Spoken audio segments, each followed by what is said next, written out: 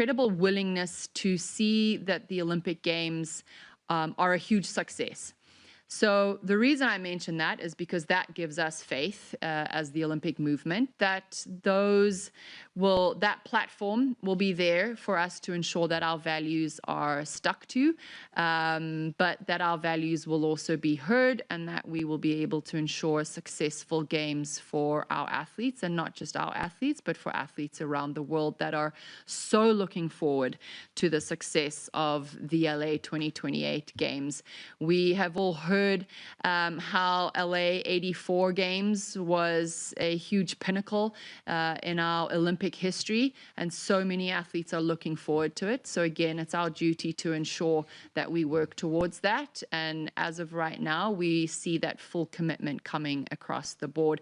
And as the COO, Reinhold shared with us yesterday, there is unity of effort, as he put it. I'm looking in my notes, and that again was very reassuring for us, and we will continue to work towards that as a unified model in our different stakeholder roles. Thank you, Graham. Thank you. Let's go to over to Salt Lake City. I think it's Lisa Roche from Deseret News. Welcome, Lisa.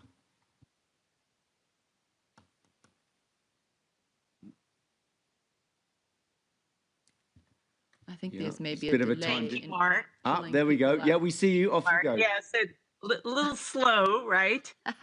First of all, congratulations, Kirsty. And I know that in Utah, we're very much looking forward to you making your first visit here. I'm wondering if you have any sense of when that might be, and also what message you have for Utah as a second-time host.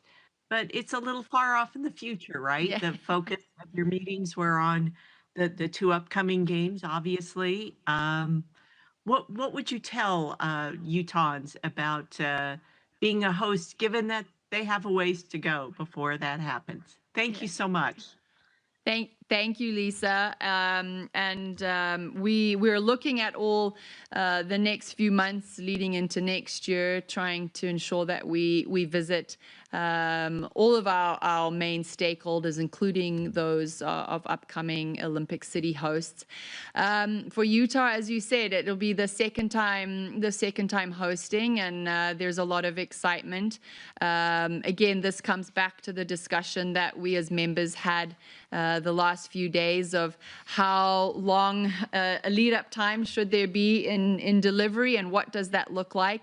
And when there is a long lead-up time, what is our role, and how can we support those cities to keep the engagement? As chair or former chair of the Brisbane 2032 Games, this was something that we consistently asked ourselves, and the chairman of Brisbane 2032 and I, Andrew, had a lot of conversations about how to keep the engagement, how to keep the excitement, what does it look like?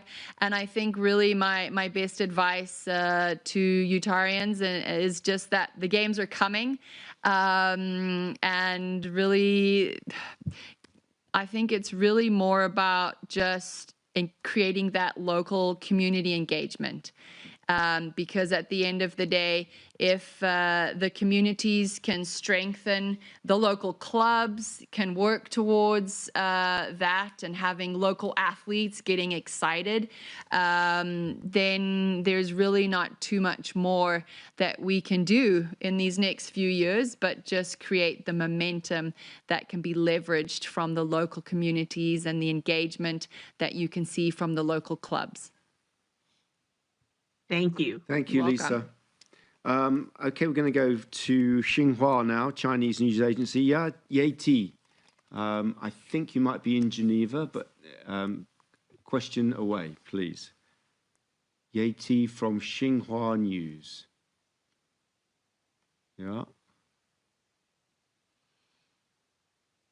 Seem to be taking a little bit of time. We're connecting shortly with you. Bear with us.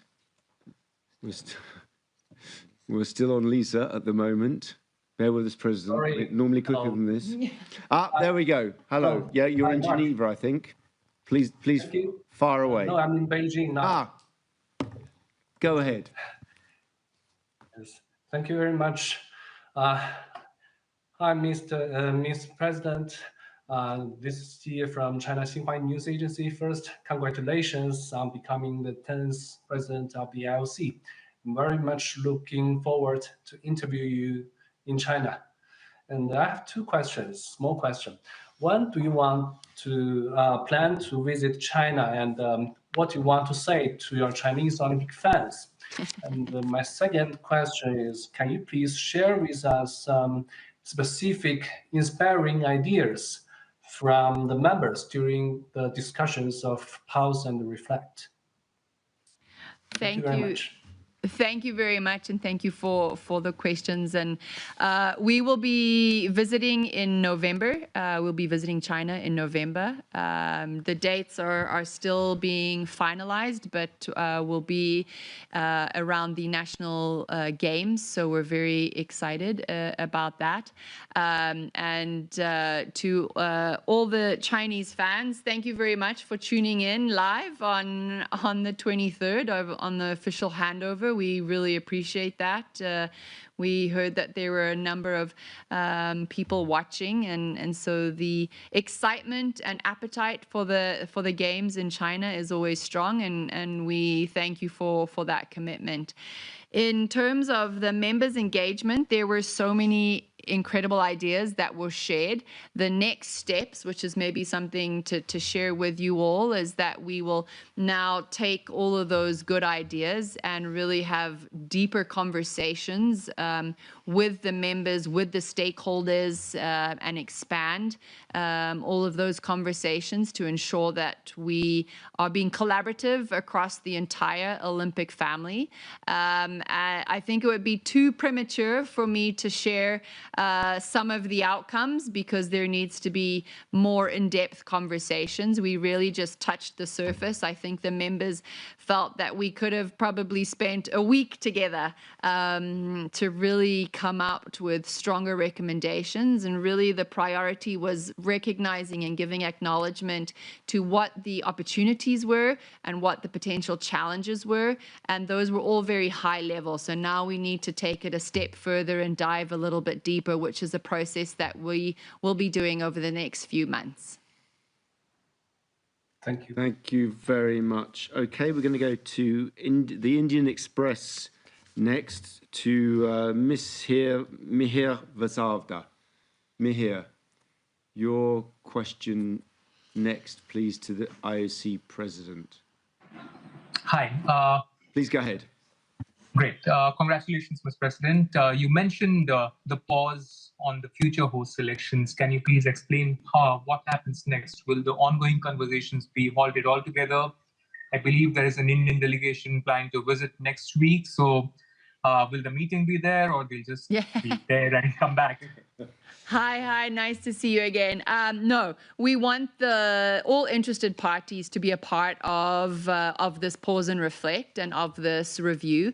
I'm aware of the delegation coming next week, so that will continue. And actually, they might be our first interested party for us to ask a couple questions and to better understand from them. As I mentioned, from the membership, it was very much of the opinion that we need to ensure we, one, have more membership engagement, and two, secondly, look at the timing. When is the most appropriate time? When is the best time? When is the most effective time, I think is the correct way of saying it. What is the most effective way where we're not going to overburden any of the stakeholders or the OCOGs, and what does that look like? And we want all interested parties, all organizing committees that we have in the lead up, so that's inclusive of LA. We need to see Milano Cortina.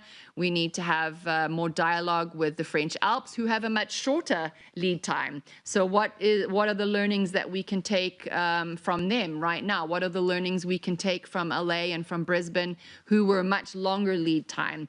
But the future host interested parties will all be a part of this engagement. So there is not not going to be a specific pause on that, but just on the entire process, and everyone will be engaged to still be able to give their input on what it should be leading forward. Thank you, Mihir. Okay, welcome. We're going to go to Joe Donahue now from Bird's Nest Media, and I think it seems to be quite a pause on this system, talking of pauses, so I'm sorry about that, but we will get to you, Joe, as quickly as we can. Not quite sure why we're so slow today.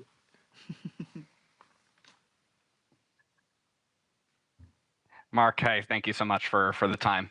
Please go ahead. Alrighty. And first off, again, President Coventry, thank you so much and congratulations. You've been in this transitionary role for the last few months. As you now sit at the start of your presidency officially, was there anything that you learned from your predecessor, from President Bach, that surprised you? And what did you learn over these months that excited you about starting in this role? Thank you, Joe. I thought you were going to ask me what I learned, and I was about to ask you, how much time do you have? I think in terms of the first question, anything that surprised me, I really honestly couldn't say that there was one thing that really stuck out. I think it was really more the time that we took. I appreciated the time that President Bach and I spent over the last 3 months, just deep diving into all the various discussion points and the level in which there was all the background information. That really was very interesting, and I am very much appreciative of that. And yes, of course, there were numerous things that were exciting in the conversations that we had. But I think really I have to, and I'm going to keep coming back, sound like a bit of a broken record, but come back to the members' engagement that we just had on the 24th and yesterday, where we wrapped it up at the end of the half day yesterday. And just the excitement that there is around the different opportunities, but also the excitement around coming up with solutions on the challenges.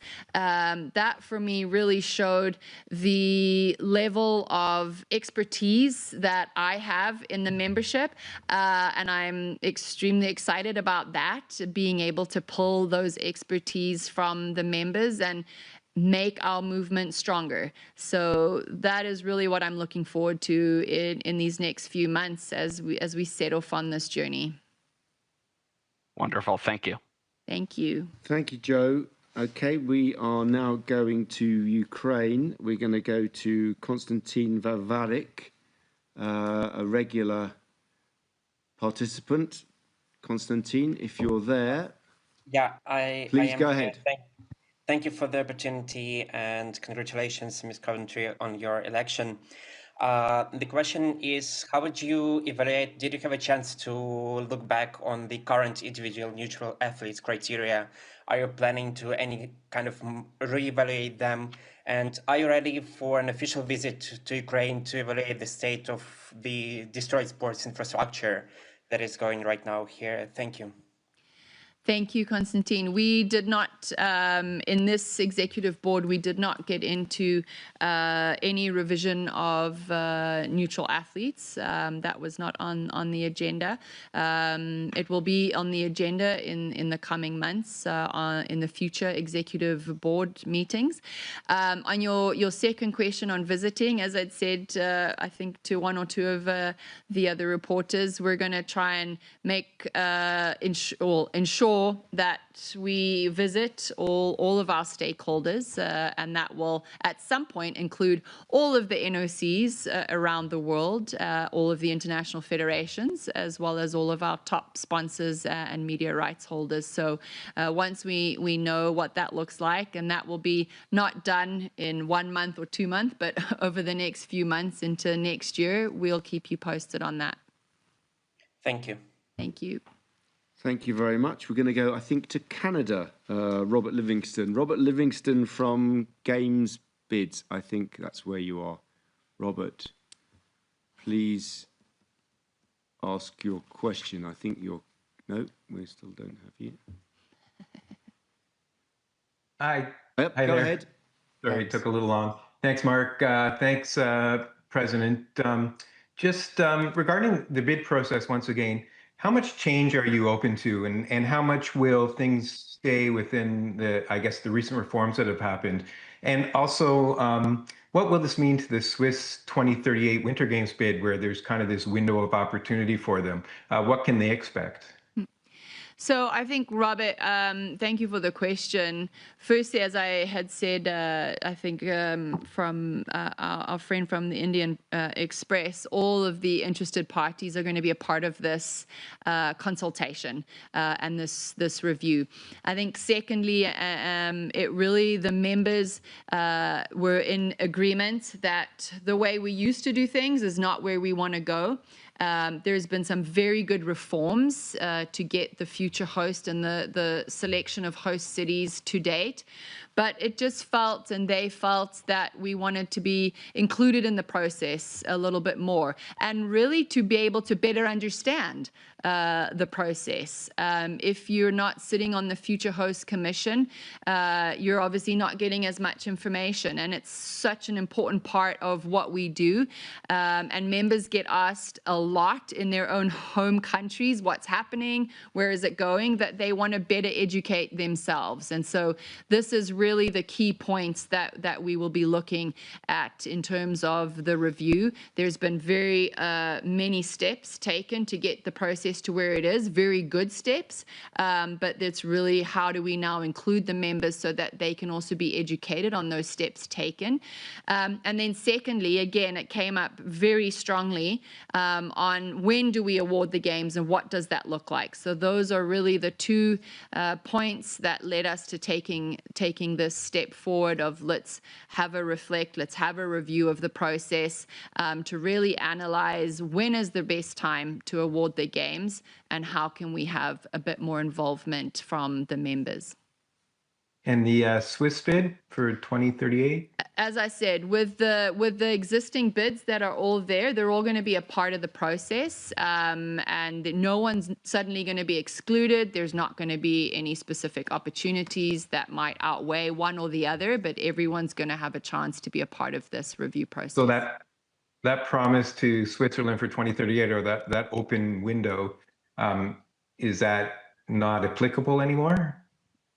I can pass on to Christoph, but I believe that all remains the same, is my understanding. Yeah, Christoph? President, I think that that it's fair to say that although there is a general reflection, the pledge that was made to the Swiss and the Swiss authorities in particular was to be part of this privileged dialogue during which they should come up with all the relevant information, including the detailed guarantees, which, as you know, in a country like Switzerland, is fairly complicated because of the various levels of governments and the sort of developments that are needed here. So I think that although they will be part of the reflection, as far as it stands, that is the privileged dialogue, that will continue until the window of opportunity we gave them, which is towards the end of 27.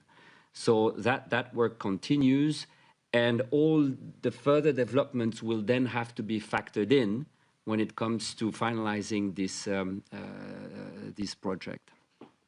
Thank you. Thanks. Thanks, Robert. Thank you very much. Okay, we're going to go to Reuters now. Carlos Groman. Carlos, your question, please, to our president. I hope you can see me and hear me. Yes, we can. Please go ahead. Hi, Carlos. Thank you very much. Thank you very much, Kirsty. Congratulations again for taking over. A question, if I may, on the Russian, on the neutral athletes. Is there a date by which time you would like to have a decision? I mean, we're now, what, 8 months before the Olympics. Is there a deadline you would like to see set on that matter? Thank you. Thanks, Carlos. To be very honest with you, we did not speak about it in this executive board. It was not on the timeline, but it will be, and we will be discussing it in the future. So we have an executive board in September and one a little bit further later on in the year in December. So I think in the future it would definitely be coming in the next few months to have it on the agenda. Thank you. Yeah. Thank you very much. We're going to go to Florida to Ed Hula. Hopefully, Ed Hula made your way back safely from the Olympic Day celebrations. That's good to see. Please go ahead with your question when we finally see you. We still haven't seen you yet. Here we go. Here we go. Off you go. Good afternoon, everybody. Hi, Ed. Hello. A number of members and the other candidates for IOC president continually pointed out that the members feel that they're not fully involved in all the decision making. What can you say about how to increase the involvement of members in decision making without bogging down an IOC session in a lot of debate and discussion? At the same time, the members say they'd like to be more involved and to debate and discuss issues before the IOC. Is there a happy medium? Yep. Thanks, Ed. Well, I'm hoping if what they were telling me after the successful forum over the last 2 days was indeed correct, when you go and talk to them now, they should say, this was great, and we had the opportunity to talk and have dialect, and they want more of it. So I think what we have all agreed is that forums where the members spend a day, 2 days just together, talking, going through things, deep diving into specific topics is something that we will definitely continue doing in the future, and take the opportunities when we're all together, whether it's maybe at a session, before the session for half a day, or at an Olympic Games for half a day. There was real importance of members' engagement, and I believe that the kickoff to the presidency was done, I'm hoping, very successfully, because the feedback that I've received, and hopefully you will receive as a journalist and an independent person, is that members are very excited about the engagement that we just had. And my promise to them is that we will continue doing that, because it's very needed, as you said, not to bog down a session, but to really have the opportunity to discuss with each other, because we also learn from each other. We've got IF representatives, big NOCs, small NOCs, individual members, athletes, all the stakeholders are represented in the IOC membership. And so we need to take advantage of all that knowledge and have those discussions. How many of the IOC members were taking part in the meeting this week, the Pause and Reflect meeting? Just over 70. I believe, if my numbers are correct. All right. Thank you. And good luck. Good luck ahead. Thank you. Thank you, Ed. Good to see you safely home. Let's go to Japan, to Wakako Yuki. Wakako from Yomiuri Shimbun. Your question, please, to the IOC president. Or questions, yes. Thank you very much. I've been reminded by my colleague, probably 2 questions or even 3. So please. Wakako, please go ahead. It is taking forever. I'm sorry. There we go. Yes, it is. There you go. Indeed. But I'm sure your questions won't, so go ahead. Yeah, thank you. Hi, Kirsty again. And Hi. It was a nice handover ceremony. Thank Now, allow me. President Bach, throughout his term, tried to reform the Olympic movement, tried to increase the relevance of the movement to the society. How do you envisage your own term, current term, to succeed his term? What is the characteristics that you would like to see your term's role, or after President Bach's reform term? And also, if I may, Japanese Olympic Committee just 3 hours ago elected first female president in history, Yes. 3 days after yours. And what is your thoughts for Hashimoto Seiko's election? She being the leader of course, Oshi Tokyo. And what is your advice to her? Thank you. Thank you. Thank you very much for the questions. And firstly, let me congratulate Hashimoto-san for her victory and for taking the leadership role of the National Olympic Committee. She did an incredible job when she joined the OCOG, and I'm really looking forward to working with her. So congratulations to her. And then on your first question, for me it is really the success, which I feel is a little premature to talk about, but I really want there to be a lot of collaboration. It was, as I had said a little bit earlier, there were so many opportunities that the members have just spoken about. And as I'd said, we also represent all of the stakeholders. So there are opportunities, there are also challenges that we're going to need to face. But the exciting part that was when we were discussing the challenges, we were already coming up with ideas and solutions. And for me, that is the strength of collaboration. The strength of being able as a team to work together to ensure that each of our strengths works against any of the weaknesses that we may have to ensure that the movement is stronger and stronger.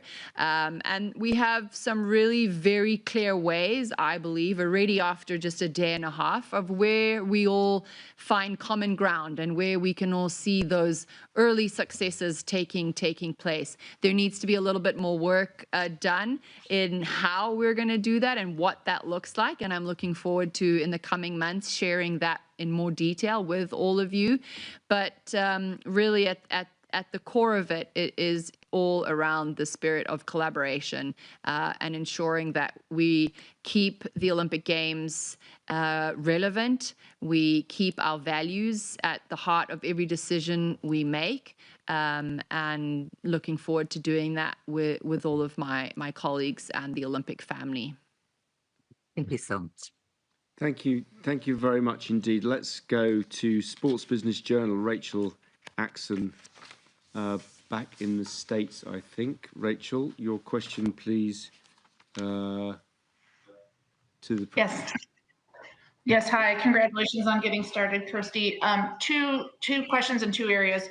One, to your point on the working groups around bidding and the female category, do you have any parameters for that in terms of timeline in which they expect to make recommendations that they will be making? Who might be involved in those working groups? Just what are the details on that? And then in one of the 5 areas you said was discussion on revenue.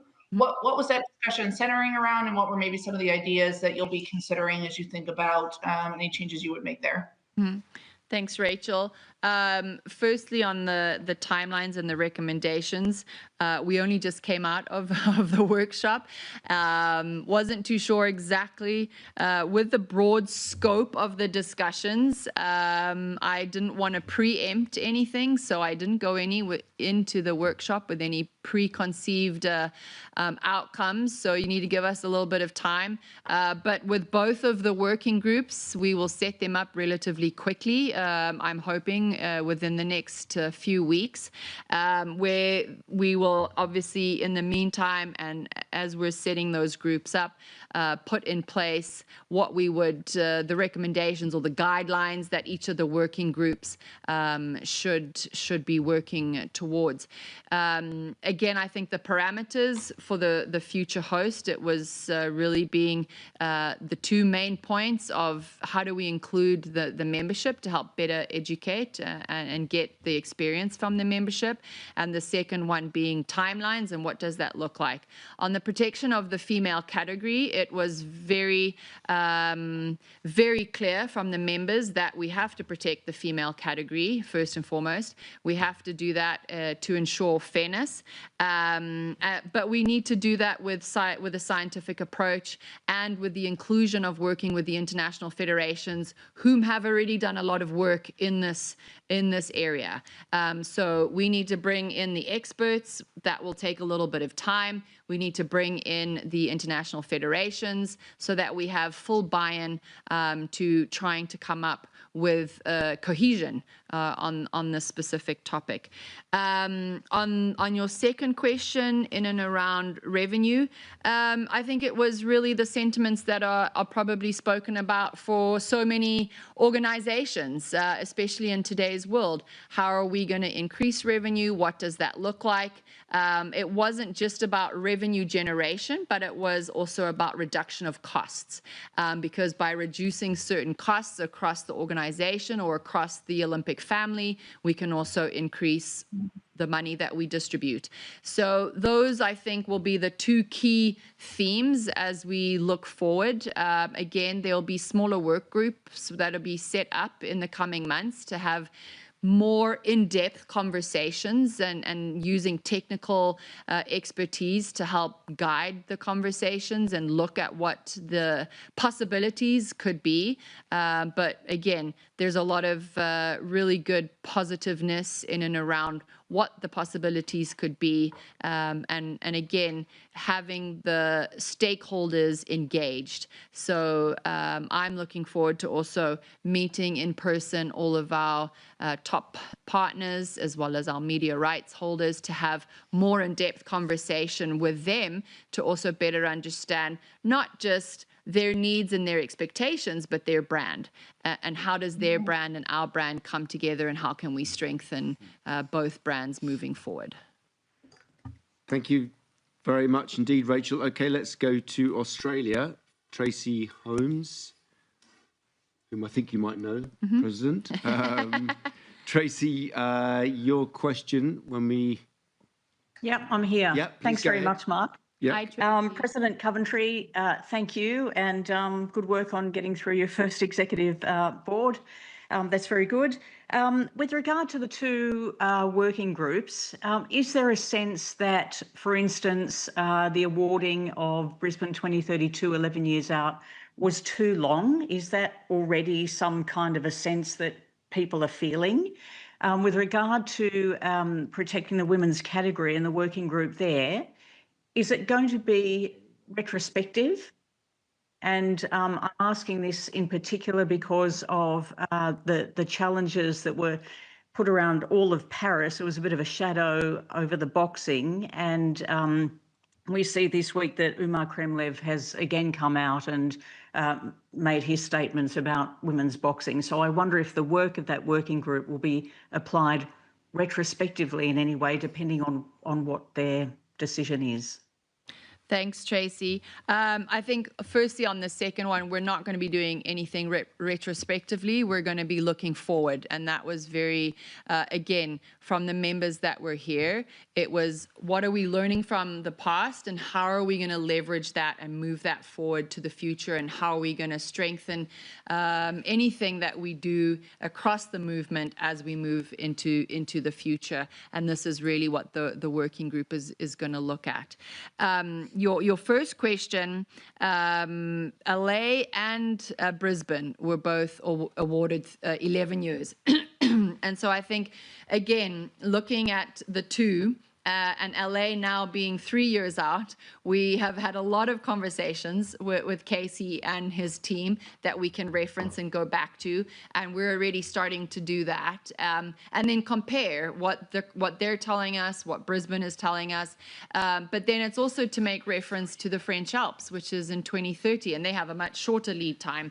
So again, the feeling from the membership was really we need to really analyze this and look at it and ensure that we're not overburdening any of the Olympic movement in any way, shape or form, but rather to find efficiencies and when is the best time to award. And we have right now with LA, with Brisbane, and with the French Alps, the ability to have those conversations with actual data and facts. And that's really going to be important for this review. Thank you. Thanks. Thank you very much. We're going to go to China now. CGTN, Mandan Zhu. Your question, please, when we get to you. Hi, can you hear me now? We can. Please go ahead. Sorry, my video is not open. Just a sec, sorry. Okay, thank you very much for the opportunity, Ms. Carpentry. It's good to see you again. Zhu Mandan with China Global Television Network. And my first question is, what is your top priority to keep the Olympics relevant in this new era as we're living in a fastly changing world with climate change and shifting youth interests? And my second question is further on the youth interests. With the coming Olympics and the esports Olympics coming up, how will you further engage the young generation with the Olympic movement as esports and TikTok now dominate the youth culture? Thank you very much. Thank you for both of those questions. I think actually your second question even helped answer the first question. When you're looking at esports and TikTok, it's a very young, youthful parts of our communities that are taking part in both TikTok and esports. And as the Olympic movement, we have recognized that we need to not just have a space in these environments, but we need to fully understand the environments, because the way in which we engage with the youth on those platforms is very different to how we would engage on a Facebook or on X or in an email or on WhatsApp. I was talking to my niece and nephew the other day, and their WhatsApps were basically LOL something something, and I had to decipher it because everything had been shortened. So again, how we communicate, I think that is at the end of the day what we as a membership need to look at and speak about is how are we going to communicate to the younger generation? What does that look like? It's very different in today's world with the things that are popular with them. But there is a lot more understanding that we've also realized amongst the membership, because a lot of us have young children, and we can get to hear from them daily on what their expectations of us, our movement, are, and we need to leverage off of that. We know that we have to find new innovative ways, and I think this is also where we can leverage our AI and the AI agenda that was I think launched last year, if I'm not mistaken, last year.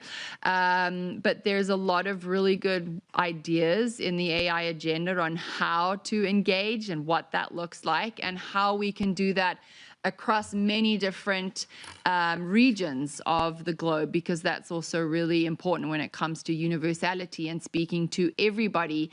And in terms of AI and technology, you can now adapt to take into account the cultural differences when we're communicating to all 206 National Olympic Committees and athletes around the world. So these are the platforms that I hope we're going to be, not hope, but I know that we will be implementing and we will be using to have better engagement with the younger generation as we move forward as an Olympic movement. Thank you very much, President Coventry. We are fast approaching the end. Going to try and get 2 or 3 more in. Lots of questions we're getting through. Let's go to the UK. Jamie Gardner from Press Association from PA. Jamie, your question, please.